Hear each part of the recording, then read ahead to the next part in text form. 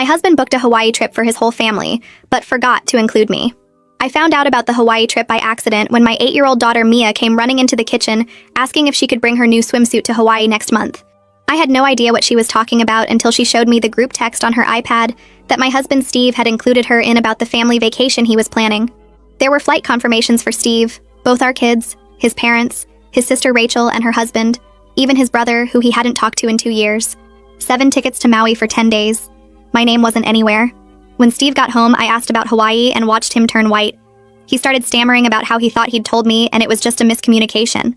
Then he changed his story to say he was planning to tell me but wanted it to be a surprise. When I pointed out everyone else knew, he said he must have forgotten to add me when booking and he'd fix it right away. But when he called the airline, suddenly the flights were fully booked and he couldn't add another ticket. How convenient. His mom called the next day saying how sweet it was that I was letting Steve have special bonding time with the kids and his family. That's when I realized this was deliberate. Steve had told them I was choosing to stay home. Rachel texted asking if I was okay with her taking my spot in the family photos since I wouldn't be there. My husband had literally written me out of our family vacation. The truth came out when Mia mentioned that Daddy said Mommy needed a break from everyone and would enjoy the quiet house. Steve had been telling the kids for weeks that I was too tired for vacation and wanted them to have fun without me. He'd poisoned them against me before I even knew about the trip. When I confronted him again, he finally admitted he thought I'd been too negative lately, and the family deserved a fun trip without my mood bringing everyone down. My mood? I'd been working 60 hours a week at the insurance company while he'd been unemployed for 6 months playing video games. But sure, I was the problem. Fine. If Steve wanted a vacation without me, I'd make sure he got exactly that. First, I called my boss and put in for the same 10 days off. Told him I needed to handle some personal matters. Then I started planning my own trip. Not a vacation, though. Something much better. See, Steve seemed to forget that I handled all our finances since he couldn't even remember to pay his credit card on time. He also forgot that his parents' house, where they'd stay before flying out, was actually partially in my name since we'd co-signed to help them refinance. And he definitely forgot that I knew about his little gambling problem that he'd hidden from his family for years. The week before their trip, I started preparing. I canceled the hotel reservation in Maui and rebooked it for just 2 nights instead of 10. But I made sure the confirmation still showed 10 nights. I also called the car rental company and downsized their minivan to the smallest compact they had. 7 people's luggage in a Corolla would be interesting. Then I started the real fun. I withdrew our vacation savings, approximately $8,000, and put it in a separate account that only I could access. When Steve's card inevitably declined in Hawaii, he'd have to explain to his family why we suddenly had no money. But that wasn't enough. I wanted Steve to truly experience what it was like to be excluded. So I invited my sister Lisa to stay with me while everyone was gone. We planned our own staycation with spa days, wine tastings, and expensive dinners, all charged to the credit card Steve and I shared. Every charge would send him a notification while he was trying to enjoy his beach time. The day they left, I played the perfect wife. Helped pack, drove them to Steve's parents' house, kissed everyone goodbye. Steve actually looked relieved that I wasn't making a scene. His mom gave me a patronizing hug saying she hoped I'd enjoy my rest. 2 hours after their flight took off, I texted Steve a photo of me and Lisa at the 5-star steakhouse downtown with the caption, "Thanks for suggesting I take a break." Then I turned off my phone. According to Mia later, the Hawaii trip was a disaster from landing. The hotel check-in desk was chaos when they arrived. Steve stood there with his family crammed behind him, while the front desk clerk kept shaking her head and pointing at the computer screen. His voice came through my phone 3 hours after landing, shaky and stressed. The hotel only had them down for 2 nights, not 10, and every other place was completely booked because it was peak tourist season. I sat at the steakhouse with Lisa, my wine glass half empty, and listened to him explain the problem like I might somehow fix it. I told him that sounded really terrible, and I hoped he figured it out. Then I hung up and waved the waiter over to order the chocolate lava cake that cost $18. Lisa raised her eyebrows at me but didn't say anything. She just lifted her own wine glass and we clinked them together. The next morning we drove to the spa downtown, the fancy one I'd walked past 100 times but never went inside because it seemed too expensive. The receptionist handed us robes and slippers and showed us to the relaxation room where we waited for our appointments. I got the full package with a massage, facial, seaweed body wrap, and something called a hot stone treatment. Every service got charged to the credit card, and I knew Steve's phone would buzz with each notification.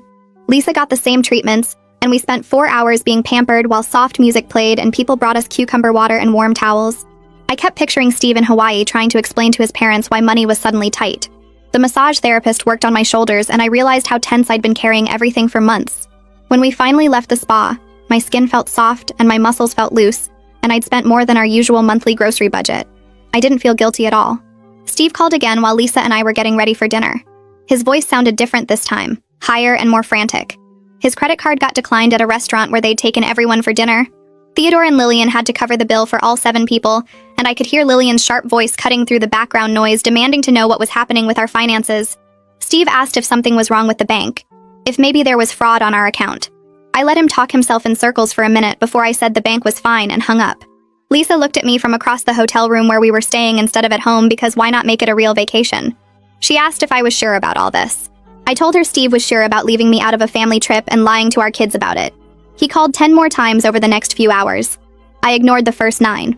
On the 10th call, I finally answered and kept my voice calm and steady. I explained that I'd moved our vacation savings into a separate account since he'd planned a vacation without including me in it. Steve started yelling immediately, his words tumbling over each other about how I was ruining everything and being vindictive and punishing the kids for something he did. I waited until he stopped to breathe and then reminded him that he told everyone I was too negative and needed a break from them. He told his own children that their mother didn't want to be with them. His parents thought I was choosing to stay home. He'd written an entire story about me without bothering to check if any of it was true. The line went quiet for a second, and then Steve hung up on me. My phone rang again 20 minutes later with a video call from Mia. Her face filled the screen, red and blotchy from crying. She was squeezed into a corner of what looked like a tiny hotel room with people moving around behind her. Caden kept hitting her arm trying to get into the camera frame, and she pushed him away while crying harder.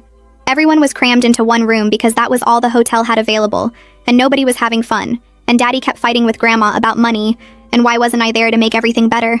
My chest hurt listening to her voice crack on the last words, but I made myself remember that Steve told her I was too tired to come, that I wanted them to have fun without me. He'd planted those ideas in her head for weeks before they left. This whole mess was his creation, not mine. I told Mia I loved her and I'd talk to her tomorrow, then ended the call before I could change my mind about any of this. Lisa brought up the money situation over breakfast the next morning. We were sitting in a cafe eating overpriced pastries and fancy coffee drinks. She said maybe I'd made my point and should send enough money, so the kids could at least enjoy some of the vacation. I stabbed my fork into my croissant and told her I wasn't ready to let Steve off the hook. We went back and forth about it, her voice getting sharper each time she pointed out that Mia and Caden were suffering too. I reminded her she'd supported this plan when I first explained it. She said she supported making Steve face consequences, not making my kids miserable in Hawaii. The argument ended when I threw down money for the bill and walked out of the cafe. She followed me to the car, but we didn't talk much the rest of the day. Theodore called my phone that afternoon, and his voice had that cold, formal tone he used when he was disappointed in someone. He said Steve had explained the whole situation to him, how I was holding their vacation hostage over a simple misunderstanding. Theodore launched into a lecture about family unity and the importance of forgiveness, and how marriage required compromise from both people. He talked about how Steve was trying his best, and I needed to be more understanding of the pressure he was under.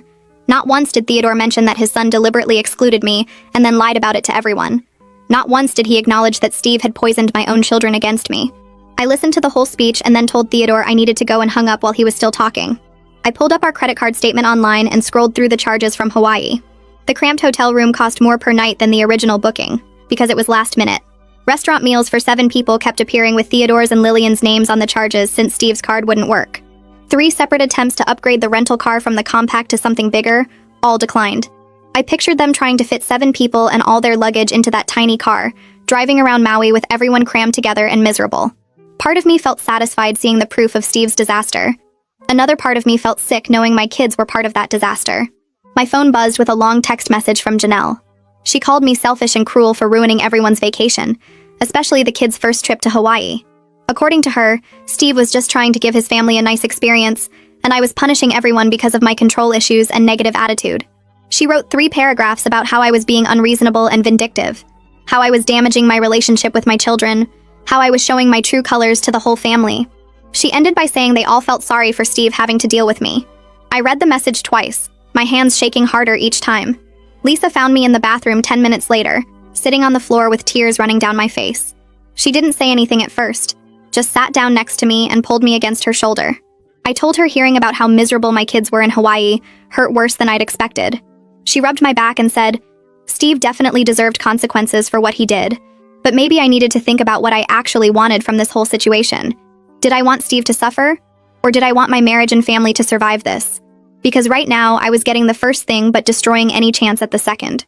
I sat on the bathroom floor until my legs got numb and my back hurt from leaning against the cold tile. Lisa helped me stand up and we went back to the living room where she made me drink a glass of water and eat some crackers even though I said I wasn't hungry. She asked if I wanted to talk about what I was feeling, and I told her I didn't know what I was feeling anymore. Mad at Steve, guilty about the kids, confused about whether I'd gone too far, worried that I'd broken something in my family that couldn't be fixed. My phone buzzed on the coffee table around midnight. I picked it up and saw a voice message from Steve that was 7 minutes long. Lisa watched me stare at the notification for a full minute before she asked if I was going to listen to it. I pressed play and put it on speaker. Steve's voice came through rough and tired like he'd been crying for hours. He said he was recording this at 2 a.m. Hawaii time, and everyone else was finally asleep in their cramped hotel room. He started by saying he was wrong about everything, and he'd been lying to himself about why he excluded me from the trip. The unemployment thing had destroyed him more than he'd admitted to anyone, including himself. He felt worthless and small, and like he was failing as a husband and father every single day. Planning the Hawaii trip with his parents' money and credit card points had been his way of trying to feel important again, like he could still provide something big and special for his family. But instead of including me and being honest about his feelings, he'd convinced himself I was the problem, and the family would be better off without my negativity bringing everyone down. He admitted he'd poisoned the kids against me by telling them I didn't want to come because I was tired of them. He said hearing Mia cry about how cramped and miserable everyone was had made him realize what he'd done to our family.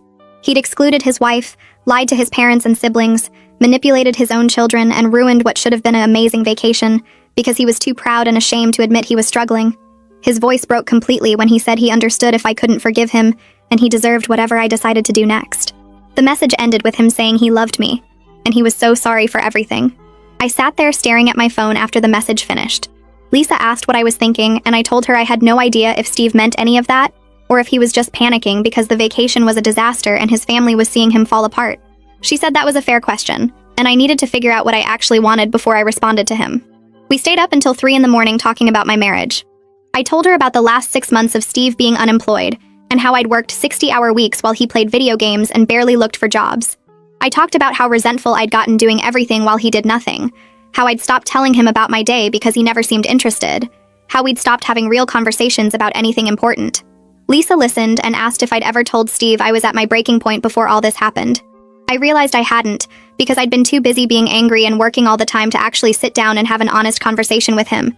She pointed out that Steve excluding me was terrible, but I'd also checked out of the marriage months before without telling him how serious things had gotten. We'd both failed each other in different ways, and now we had to decide if we wanted to fix it or let it end. I fell asleep on the couch around 4 a.m. and woke up at 9 to 17 missed calls from Hawaii. 3 were from Steve, 2 from Theodore, 1 from Lillian, and the rest were from numbers I didn't recognize that I assumed were other family members calling to yell at me. I ignored all of them and made coffee while Lisa took a shower. My phone rang again at 10, and this time it was Lillian calling. I almost didn't answer, but something made me pick up. Lillian's voice sounded completely different from the cold, formal tone she'd used when she called me about giving Steve bonding time. She sounded exhausted and sad and older somehow. She said she needed to talk to me about what was really happening with the Hawaii trip. I braced myself for another lecture, but instead she said she'd been watching Steve completely fall apart over the past 2 days. She'd seen him crying in the bathroom, snapping at the kids, unable to sleep or eat or enjoy anything about the vacation. Yesterday he'd finally broken down and told her and Theodore the truth about why I wasn't there. He'd admitted he deliberately excluded me and lied to everyone about me choosing to stay home because I was negative and tired. He'd confessed to telling the kids I didn't want to come because I didn't love them enough. He'd explained about losing his job and feeling worthless and trying to prove he could still provide something by planning this trip without me. Lillian said she felt terrible for believing Steve's story about me being negative and needing space. She'd called me to say how sweet it was that I was giving Steve bonding time, when really I'd been completely excluded and lied about to my own children. She apologized for not questioning Steve's version of events, and said she should have known something was wrong when he seemed so relieved I wasn't making a scene at the airport.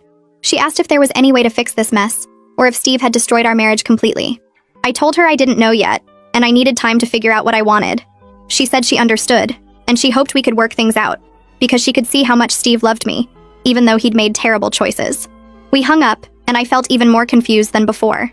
An hour later, my phone buzzed with a video call request from Steve's phone. I answered it and saw Mia's face filling the screen instead of Steve's. She was sitting on a beach towel with her hair wet and sandy, and she looked so small and sad that my chest hurt.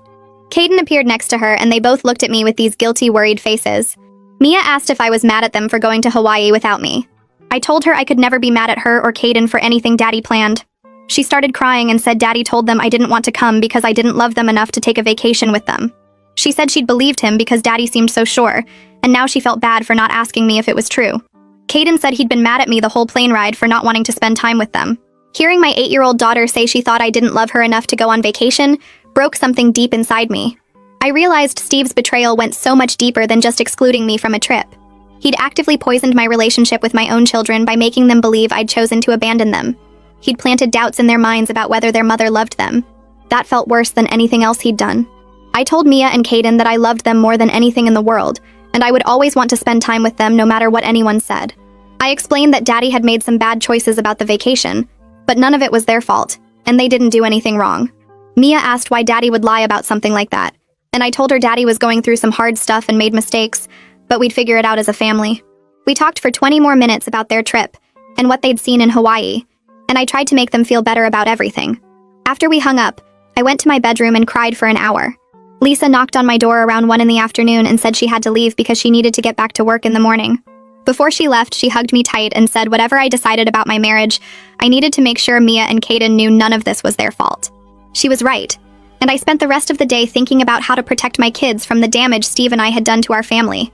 I thought about what kind of example I was setting for them by seeking revenge instead of trying to fix problems. I thought about what they'd learn about marriage and conflict from watching their parents destroy each other. I realized I'd been so focused on making Steve suffer that I hadn't thought about what my actions were teaching our children about how to handle hurt and anger. Around 6 that evening, I logged into our bank account and looked at the balance in the separate account where I'd moved our vacation savings.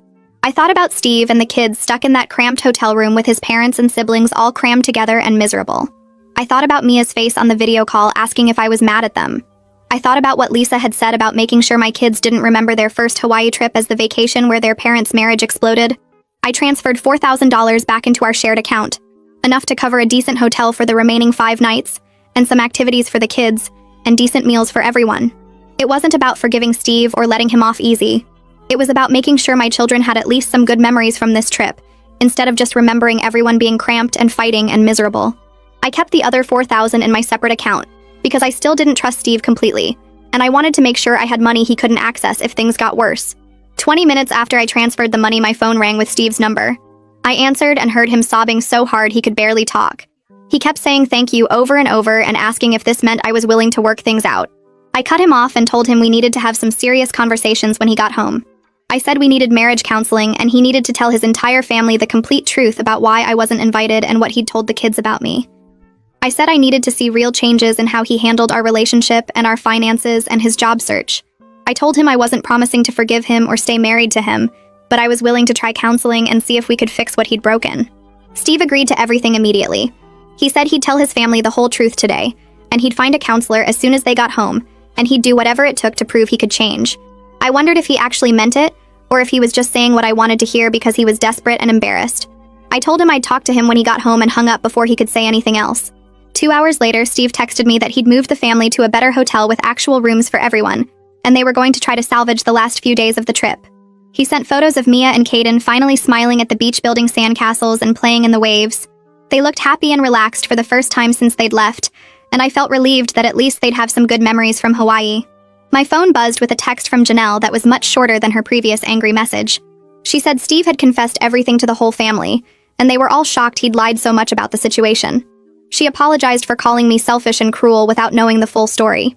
The apology felt more like something she had to send, because Steve told her to, rather than something she actually meant, but I appreciated it anyway. I spent the next 4 days working normal hours for the first time in months. I left the office at 5 instead of 8 or 9, and I didn't check my email after dinner. I went to the gym and met a friend for coffee and cleaned out my closet, and did all the things I never had time for when I was working 60-hour weeks. I thought a lot about what I actually wanted from my life and my marriage. I realized I'd been so busy being the responsible one and resenting Steve's unemployment that I'd never told him how close I was to my breaking point before any of this happened. I'd let the resentment build up for months without having honest conversations about how overwhelmed and angry I felt. Steve excluding me was terrible and unforgivable in a lot of ways, but I'd also failed to communicate how serious our problems were before they exploded. We'd both made mistakes, and now we had to decide if we wanted to fix them or give up. The day Steve and the kids were supposed to come home, I cleaned the whole house and made their favorite dinner and tried to prepare myself for whatever happened next. I heard the car pull into the driveway at 6 and my stomach twisted into knots. The front door opened and Mia ran inside first. She dropped her backpack and ran straight to me crying and saying she was sorry for believing Daddy when he said I didn't want to come. I picked her up even though she was getting too big for me to carry easily and held her tight against my chest. I told her I would always want to be with her no matter what anyone said, and she didn't have anything to apologize for. Caden hugged my legs, and Steve stood in the doorway with all the luggage looking tired and scared and uncertain. The atmosphere felt awkward and tense, like we were all walking on broken glass, trying not to make things worse. I put the kids to bed early that night and came back downstairs to find Steve sitting at the kitchen table with his hands folded in front of him.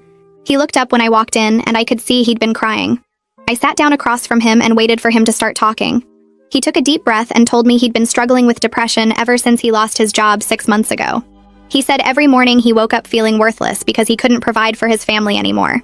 He explained that he'd been using credit card points he'd saved up for years, plus money his parents offered to contribute to plan the Hawaii trip, because he wanted to feel important again. He wanted to prove he could still do something big and meaningful for his family even though he wasn't working. I listened without interrupting while he talked about feeling like a failure every time I left for work, and he stayed home playing video games. He admitted the trip planning made him feel competent and necessary for the first time in months. Then he looked at me and said, excluding me was the worst thing he'd ever done to anyone. He said lying to the kids about why I wasn't coming was unforgivable, and he understood if I couldn't get past it. I told him I understood what it felt like to struggle and feel worthless, but that didn't excuse what he did to me. I said he excluded me from my own family and turned our children against me, and I didn't know if our marriage could survive that kind of betrayal. He nodded and said he'd do anything to fix this, but he knew it might be too late. We sat there in silence for a long time before I finally went upstairs to bed alone. The following week, we had our first marriage counseling appointment with a woman named Dr. Patterson who came highly recommended. I expected her to take my side immediately when I explained what Steve had done, but instead she asked us both hard questions about how we communicate and handle conflict. She pointed out that Steve's betrayal was massive and had caused real damage to our family, but my revenge had also hurt our kids. She said Mia and Caden spent days in Hawaii watching their parents' marriage fall apart in real time, and that wasn't fair to them. She asked me why I hadn't told Steve how overwhelmed and angry I was feeling before everything exploded. I admitted I'd been so focused on being the responsible one and keeping everything together that I never actually said how close I was to my breaking point. Dr. Patterson told Steve he needed to take responsibility for his depression and job loss instead of hiding from it through elaborate vacation planning. She told me I needed to communicate my needs clearly instead of letting resentment build up until I wanted revenge. By the end of the session, we were both exhausted and neither of us felt vindicated. Dr. Patterson scheduled us for weekly appointments and told us we had a lot of work to do if we wanted to save our marriage. 2 weeks later, Steve got a call from a company where he'd interviewed 4 months ago. They were offering him a position with good pay and benefits starting in 2 weeks. He hung up the phone and just stared at me like he couldn't believe it was real. I could see he was nervous about whether I'd believe he was actually changing, or if I thought this was just another temporary fix. Honestly, I wasn't sure what I believed yet. The job offer was great news, but it didn't erase what happened in Hawaii, or fix the broken trust between us. I told him I was glad he'd be working again and contributing financially, but we still had months of counseling ahead of us. He nodded and said he understood he had to prove himself over time, and not just with one job offer. I agreed to keep going to counseling and see if we could rebuild something real, instead of just going back to how things were before. He accepted the job that afternoon, and I felt a tiny bit of hope for the first time since I found out about the Hawaii trip. 3 months later, our life looked completely different. Steve was working full-time at his new job and actually seemed to enjoy it. He came home at reasonable hours and helped with dinner and homework without me having to ask.